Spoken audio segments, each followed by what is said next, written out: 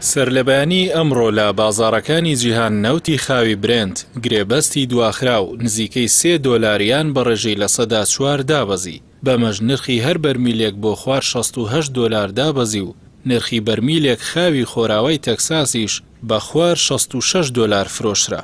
دابەزینی نوێی نرخی نەوت لە کاتێکدا لە چەند ڕۆژی ڕابردوودا نرخی هەر بەرمیلێک نەوتی خاو گەشت بووە $72 و سەروتریش.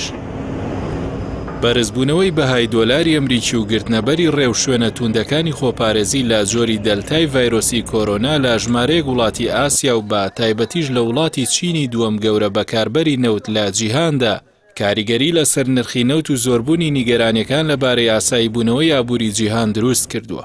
شیکەرەوانی ئابووری ڕایان گەیاندووە بەهۆی زۆربوونی ئامارەکانی توشبان بە جۆری نوێی کۆرۆنا نیگەرانیەکان زیادیان کردووە و خواست لەسەر نەوتی خاو کەم بووەتەوە. دەشڵێن توندکردنەوەی ڕێوشوێنە خۆپارێزەکانی وڵاتی چین ناڕوونی لە ئاسوی خواستی لەسەر نەوتی خاو هێناوەتە ئاراوە. ئەو ڕێوشوێنانەش خۆی دەبینێتەوە لە هەڵوەشانەوەی بەشێک لە گەشتە ئاسمانیەکان و قەدەغەی گەشتکردن بۆ 46 شار و کۆتوبەند لەسەر هۆکارەکانی گواستنەوە گشتیەکان و ئۆتۆمبیلی کرێ لە 144 ناوچەدا کە زۆرترین زیانی تەندروستیان پێگەیشتووە. ئەوەی زیاتر ڕەشبینی دروست کردووە ئەوەیە کە بەپێی چەند زانیاریە کە لە سەرەتای ئەم هەفتەیەدا بڵاو کرانەوە بەهۆی تەشەنەسەندنی پەتای کۆرۆنا و لافاوەوە بازرگانی جیهانی چین لە مانگی تەمووزی ڕابردوودا زیاتر لە بڕی پێشبینیکرا و کەمی کردووە.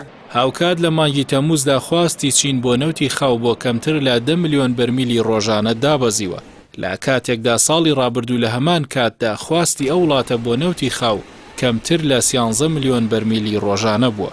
لەلایەکی دیکەشەوە فشاری بەرزبوونەوەی دۆلاری ئەمریکی بۆ بەرزترین ئاستی لە 4 مانگی ڕابردوودا بەرامبەر یۆرۆ کاریگەری لەسەر نرخی نەوت دروست کردووە. با تایبەت دوای راپۆرتی باشبوونی هەلیکار لە ئەمریکا بۆ سەر و ئاستی چاوەڕوان نەکراو.